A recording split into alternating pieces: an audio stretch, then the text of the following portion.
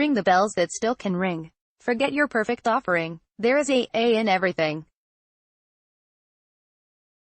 That's how the light gets in. Tilda Leonard Cohen. We human beings are social creatures. For the most part, we like to be with people, and we want people to like to be with us. The trouble is that we get all tied up in trying to communicate a version of ourselves that we think people will find attractive. We want to appear successful, interesting, in control, and a winner. To keep up this image, we work hard to hide away the parts of ourselves that we are not sure about, or we feel don't work so well. The last thing we want to do is appear weak, or somehow insufficient. So, we go for projecting some kind of perfect version of ourselves that will ensure that we are loved and wanted. The truth is that it's impossible to keep this act together. Inevitably a moment comes when something gets to us so strongly that we can't pretend any longer. We appear as we actually are, flawed, brave, struggling, and absolutely human. This is the moment when we can experience vulnerability as a superpower. When we allow ourselves to be vulnerable, we are not pretending, we are not hiding, we are simply present with whatever is going on inside us. Ironically, it is this very feeling of authenticity that draws people to us, not the brittle effort of perfectionism. Zero tolerance for vulnerability. For many of us, our upbringing did not teach us how to be vulnerable. We've had to learn as we've faced the challenges life's put in our way. My mother was an Ulster Protestant from a large, working-class family with no patience for emotional frills. Her family was loving but tough, and she brought me up in the same way. I was her first child, emotional, sensitive, curious, and had to bear the brunt of everything she missed about Ireland when she decided to marry an Englishman and settle in London. From my early years I can remember my mother urging me to hide my feelings from other people and never, ever to let them see when I was hurting, or in pain. She warned me that if I did, then I would be seen as showing weakness, and then I would be fair game to be taken advantage of, and ultimately, made a fool of. She was my mother, and she was trying to protect me by instilling in me the values she herself had grown up with. It took me years, and sometimes I still fall back to realize that the voice in my head urging me not to make a fool of myself, to keep my distance, was my childhood internalization of my mother's fears.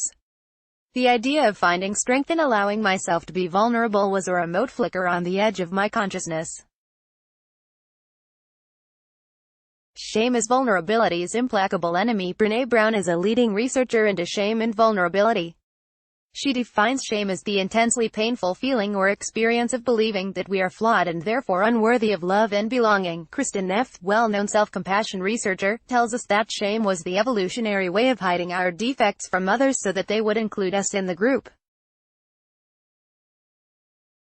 Being kicked out of the tribe meant certain death. For shame to exist, it needs secrecy, silence, and a sense of judgment.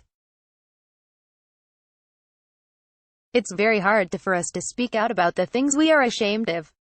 So, when we make a mistake, it's more automatic to try and cover it up or blame someone else than to admit that we got something wrong, because then we'd be showing that we are vulnerable. My own story of shame and vulnerability. There came a moment in my life when it became clear that I was unable to have children. I had always wanted a large family, and the idea of having no children at all was devastating. Of course, there was a tremendous grief to deal with, but what took me unawares was the intense feeling of shame. My younger sisters were starting families, as were several of my friends, and I felt excluded from an important female rite of passage. My parents' disappointment was palpable. Never mind that other areas of my life were going well, I was not going to be a mother. I remember how drawn I was to babies and young children, viewing them as if from the other side of a huge divide. One awful day I found myself walking around the baby department of a large department store, looking at all the tiny outfits and toys. I realized how nervous I was, guiltily looking over my shoulder to see if anyone was watching me. There was a voice in my head that saying, "You are not a proper woman. Don't hang around in here, they will be onto you and throw you out." You have no right to be here. It was so insidious that I left the store. Instead of caring for my sorrow and accepting my feelings of vulnerability, I felt inadequate and ashamed. It seemed I was the worst person in the planet, someone who had no right to even think of being a mother. Eventually I was fortunate enough to find an excellent counselor at a women's center who helped me work it through and accept my situation without shame.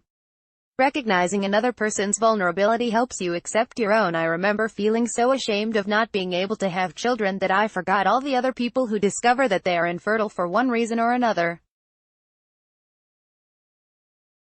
My feeling was that I was the lowest of the low and that nobody could be as pathetic as I was. Many years later, while having radiotherapy treatment, a very different perspective opened up for me. Anyone who has had cancer and undergone a period of radiotherapy knows that it involves a daily visit to the hospital, 5 days a week, for a number of weeks. You show up to the same place every day and meet the same hospital staff. You become a regular. The thing you don't tend to think about so much is that just as you are turning up every day, so are a whole bunch of other people. You get to recognize some of them, you maybe even get to talk a bit. Most of the time, people come with a partner, a family member, or a friend. You can always tell which person is sick. They have an air of vulnerability about them.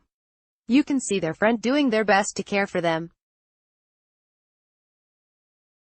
There was a deep sense of care and even love in the waiting area. I remember an elderly woman who had obviously already been through chemotherapy. She was wearing a wig, but it did not fit so well. I saw her husband gently straighten it on her head with such tenderness. It brought home to me that vulnerability is part of the human condition. We all have to face stuff that challenges us and frightens us. No one is immune to suffering and pain. As human beings, we are all in the same boat, doing our best to navigate our way through whatever life puts in our way. Seeing other people as vulnerable helped me to accept my own vulnerability. Allowing myself to be vulnerable was a tremendous relief, a starting place for some kind of self-awareness. Observing all these people facing their fears and anxieties with patience and quiet dignity brought home to me that it's when we allow ourselves to be vulnerable that we can find our deepest courage and strength. The Japanese art of Kintsuki. I came across this art form almost by accident. Broken pottery is mended with lacquer mixed with powdered gold, silver, or platinum. Instead of trying to mend the pieces invisibly, hiding the fact that they were ever broken, these are transformed into decorations. The pieces become more valuable because of their flaws. For me, this is the perfect symbol of vulnerability as a superpower. We move from trying to hide it to accepting that it is there and arrive at a place where we can transform the lessons we have learned into